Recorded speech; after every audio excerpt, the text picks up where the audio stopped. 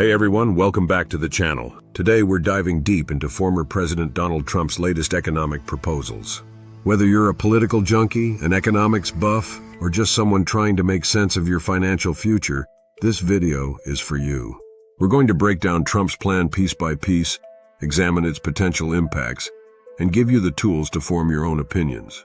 So grab a coffee, settle in, and let's unpack this economic roadmap that could shape America's financial landscape. Let's kick things off with the cornerstone of Trump's economic vision: energy policy. Trump's mantra here is simple yet powerful: drill, baby, drill. But what does this actually mean for you and me? Trump argues that the root cause of our current economic woes, particularly inflation, is tied directly to energy policies. His solution is to ramp up domestic energy production and ramp it up big time. Now let's look at some numbers. Trump claims that during his presidency, gas prices hovered around $1.87 per gallon.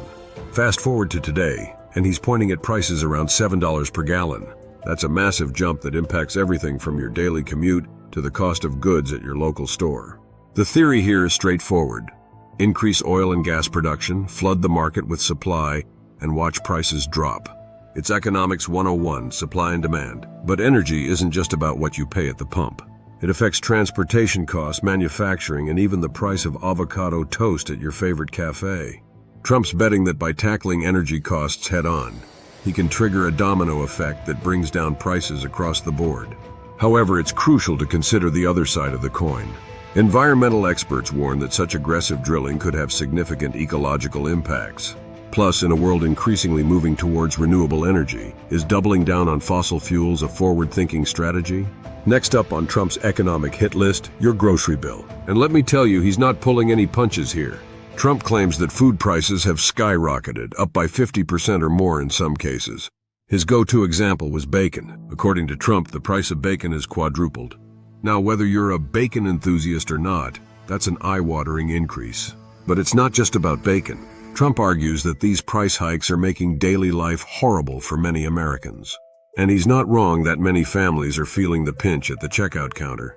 So what's Trump's recipe for bringing down food costs? While he doesn't offer a specific policy targeted at food prices, he's banking on the ripple effects of his energy policy. The idea is that cheaper energy will lead to lower transportation costs, which in turn will lower the price of getting food from the farm to the table. It's a compelling narrative, but economists caution that food prices are influenced by a complex web of factors. Global supply chains, labor costs, climate events, and even geopolitical tensions all play a role in what you pay for your weekly shop. Now let's talk about the American dream, homeownership. Trump's take on the current housing market is that it has become a nightmare for potential buyers. He reminisces about a time during his presidency when interest rates were at rock bottom, around 2%. These low rates made mortgages more affordable, allowing more Americans to step onto the property ladder. Fast forward to today and the picture is very different. Higher interest rates have made borrowing more expensive, pushing homeownership out of reach for many. Trump's promise is a return to those low-interest glory days. But here's the thing: presidents don't set interest rates. That's the job of the Federal Reserve, an independent body. So how exactly would Trump influence this? It's likely he's referring to broader economic policies that could indirectly influence the Fed's decisions. However, it's worth noting that while low interest rates can make homes more affordable in the short term, they can also lead to issues like housing bubbles. Remember 2008? Yeah, not fun times. The housing market is a delicate balancing act, and any changes need to be approached with caution.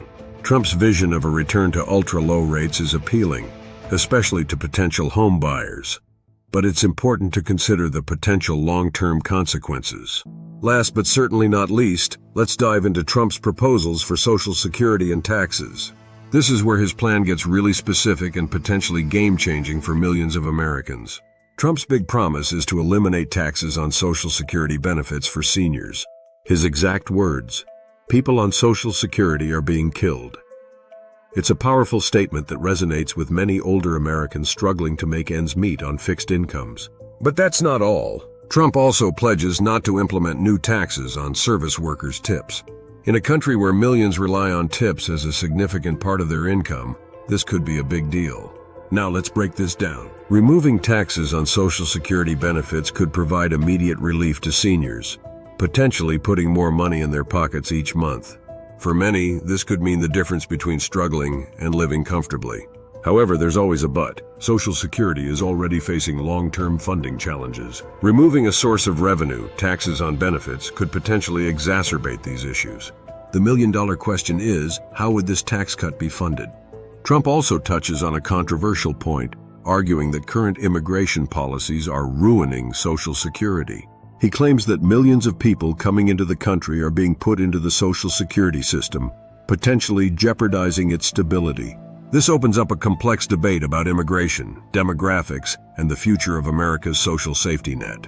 So, there you have it.